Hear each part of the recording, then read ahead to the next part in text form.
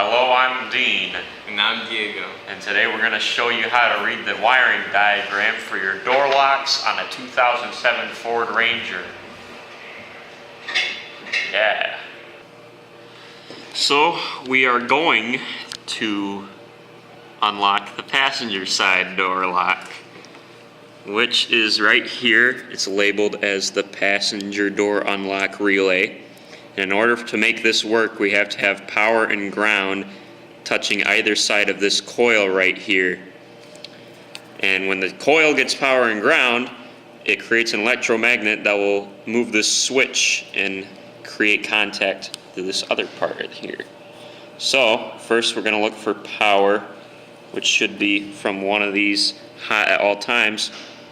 Hot at all times means there is always power right there. And right here we have fuse 3515A, which is a 15 amp fuse, and power will run from there. These dots mean that there's a splice in the wire, making it go in multiple directions.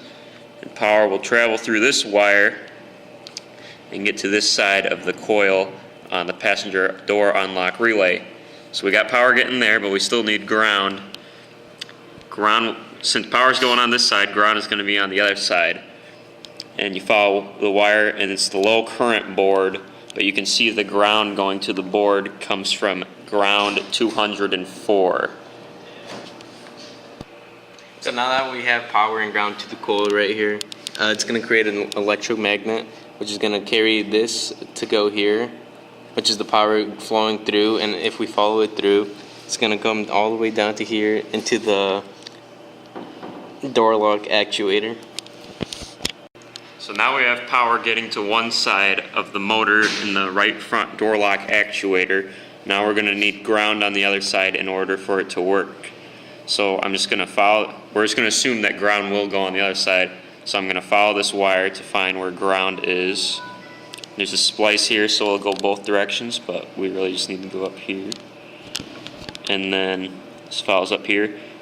This switch is no longer in contact here, so nothing's getting there. We continue down to here. You see there's another splice right here. You follow down there. And then here's the ground that is supplied to the motor. So if everything is working properly, then this lock should work. But Dean, what if the lock doesn't work? That's a good question, Diego. If the lock doesn't work, then you can refer to a wiring diagram to figure out what could be wrong. All right. So one thing that could be wrong is the motor itself could not be working. You could not be receiving power or ground to either side.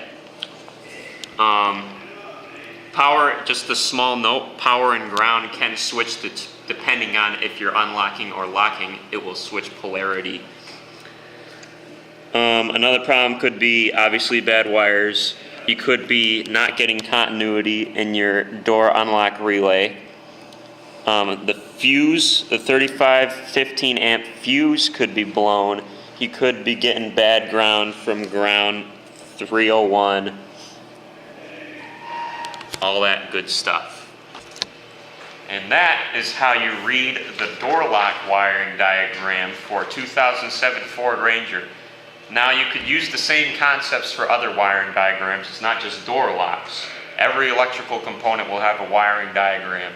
And if you have a problem, they're really great for finding out how to diagnose the problem in a car. Well, that's it for this video. I had a good time, didn't you, Diego? I did too. Ah, good. Goodbye. I'm gonna do it now. Ready? 3.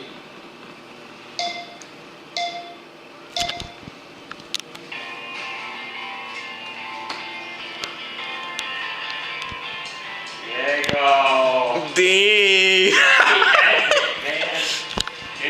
Wait, are you recording? Adam? Yes. Oh, you are? Yes. Oh, my bad.